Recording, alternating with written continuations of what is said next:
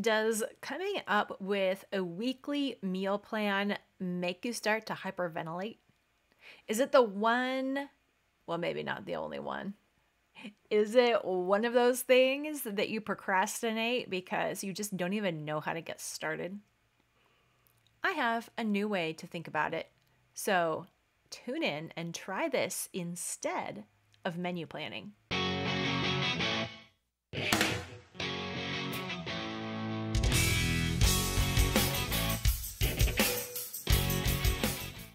Hi, I'm Mystie Winckler, homemaker, homeschooler, and author of the book Simplified Organization, Learn to Love What Must Be Done.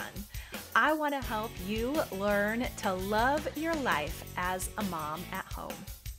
And one thing that means is getting dinner on the table, right? So let's talk about staying sane and having a doable menu strategy that works with our own life. Grab a basket of laundry to fold while we dig in. So, how will you get dinner on the table today? Do you really need a menu plan to make that happen? Or would a meal strategy work better? Well, what's the difference? Well, one thing that I found when I was a new wife and mom was that menu planning was a lot more complicated than it first appeared to be. And it was more complicated than the plans and instructions I found online really made it out to be. Because if the end goal is to get dinner on the table, and you just have to make food for that to happen, it doesn't seem like that's a big deal.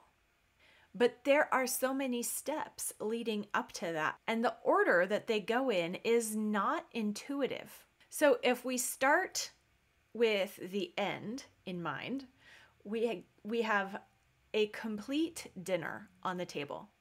There's a main dish, there's a veggie, there's something that will fill everyone's tummies, and people will be happy around the table together.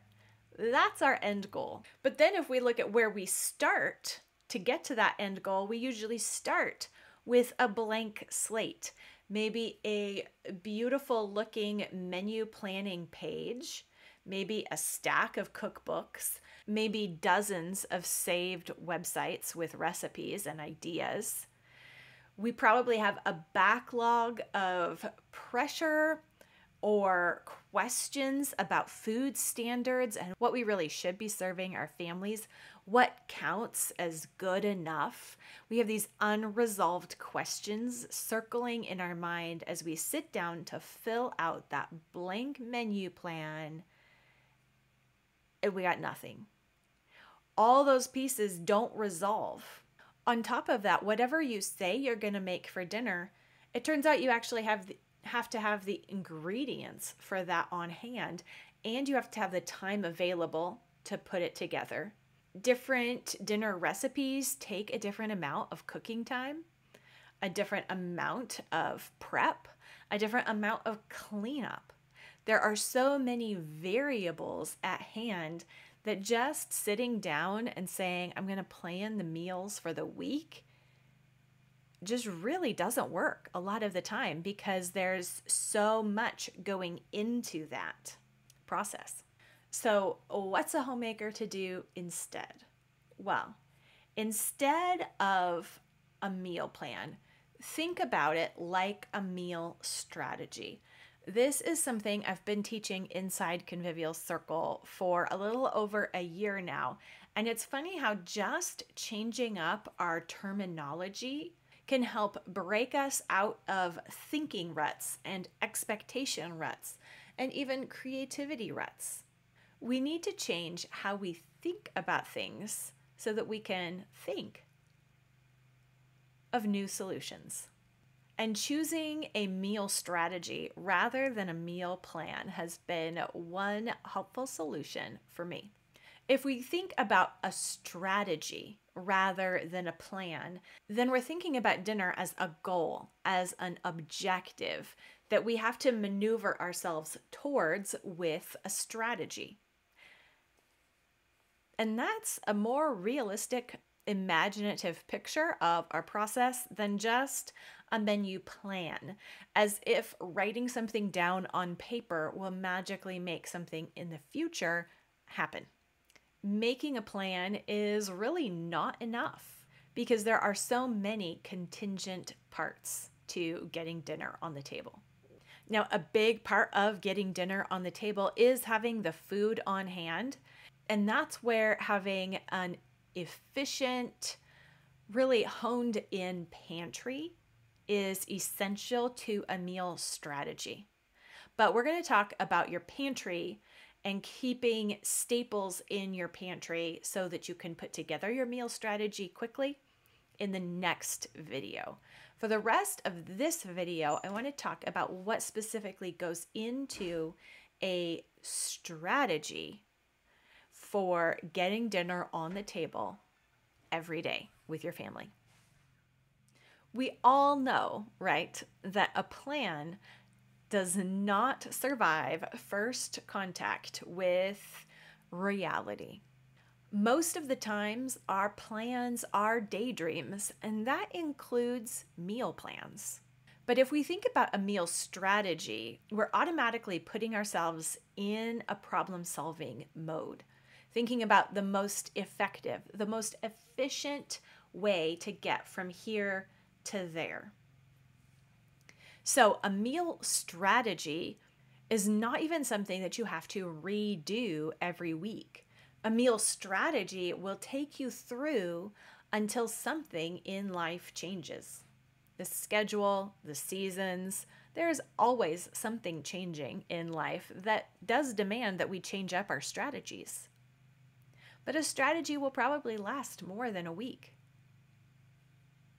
If we have a meal strategy in place, then we can just plot out our meals in 5 minutes during our weekly review, and it's not a big production where we have to manage a grocery list and keep recipes together and orchestrate this amazing process. Instead, we consult our strategy, plug in dinners into our week, and we're ready to go. So a meal strategy is just one sheet in your planner, in the back of your pre-printed planner, a page on your clipboard, an index card in your stack, whatever you're using. It's a piece of paper where you've written some notes to self. On your meal strategy, you will have go-to family dinners, the dinners that your family loves.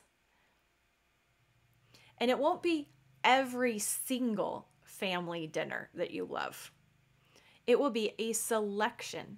Maybe you will choose in your strategy to focus on increasing your speed in the kitchen so that getting dinner on the table doesn't feel so hard. In that case, you'd pick some dinners that you want to practice and get good at. Those would go on your family favorites list. Maybe it's the dead of winter when you're putting this meal strategy together, and so you make a list of your favorite soups. 3 to 5 soups that you know everyone will eat and that you know you can pull together from what you usually keep on hand. Maybe it's the middle of summer and it's super hot. So you have 3 to 5 go-to cool dinners. The thing with this strategy is that you're thinking through your actual situation ahead of time and making a list that will apply to your situation. And the problem with a lot of menu planning is that we imagine our planning will automatically fit whatever circumstances we have. We make a plan based on whichever diet advice we just received, based on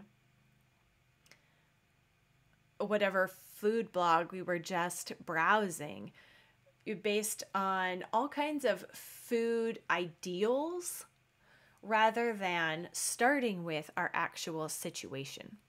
After making a list of some family favorites, some personal go-to dinners, then your next task is to choose your themes for each week. This will help you plug and play dinner into your week.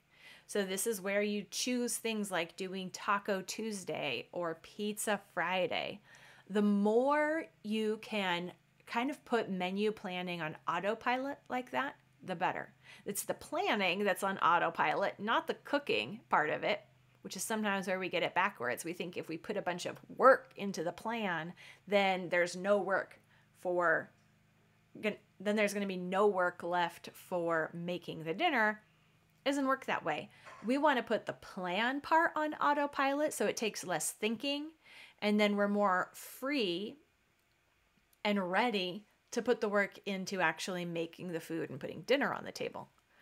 So that's where things like having Taco Tuesday and Pizza Friday helps us not have to think so hard, but it can actually work into our regular routine. It's Tuesday, that means I'm pulling out tortillas and salsa and grated cheese and whatever else goes along with that. It's Friday, so I'm mixing up the pizza dough and whatever leftovers we have in the fridge, plus some pepperoni that I keep on hand. I know we can have dinner tonight. I know what I'm doing. That's the real key to a meal strategy that works. You can choose things like a kind of meat and have every Monday we have chicken, whether that's chicken breast or chicken thighs or a whole chicken. At least I know we're doing chicken and maybe rice as a side. Or maybe it's chicken and some kind of bread side, and then a different dinner is Asian. So I know that I'm starting the rice and we're doing something that works with rice for dinner that day. Or maybe Wednesday or Thursday is some super busy day, and so that's crock-pot day or instant pot day. And you have a list of go-to crock-pot meals for this season that then you just rotate through. No big deal. A strategy is about doing legwork ahead of time, brain work ahead of time, but not in a way that fashions some kind of ideal eating pattern, but just a way that actually makes putting a family dinner on the table doable and possible. You're starting with that end goal in mind rather than thinking that there's some ideal plan that will make all the components fit together and then not be impossible in the day-to-day when it comes time to make dinner. Another thing I like to have with my meal strategy is a list of go-to company dinners or go-to meals for taking to someone with a new baby or that kind of thing. If there is a season where I know we're going to be having people over regularly or I'm going to be taking meals regularly, then I just want to have a go-to shortcut list for that so that I'm not starting from scratch and starting from a blank slate every time I say yes to hospitality in some way. If you have 2 or 3 go-to hospitality options or go-to dinners for taking to families, then it becomes super straightforward to volunteer for those opportunities because it's not a mystery and you don't have to start with half an hour of thinking through how it works. You can keep the right foil pans on hand. You can keep the right ingredients on hand. And the whole process is much more doable and less overwhelming. And that's what we want with family dinners as well as extended hospitality opportunities.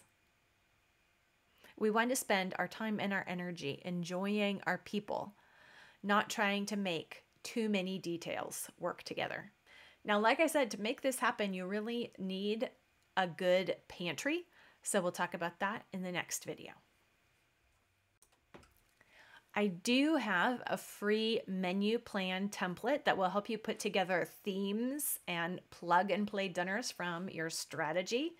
And that set of meal plan templates also comes with a basic master pantry list that you can use to kickstart your pantry stocking and pantry cooking. So download that. You can find the link in the show notes in the description below, or go to simplyconvivial.com/pantry to get those downloads, and then follow up with the next video here on stocking your pantry for regular everyday family dinners made from pantry staples.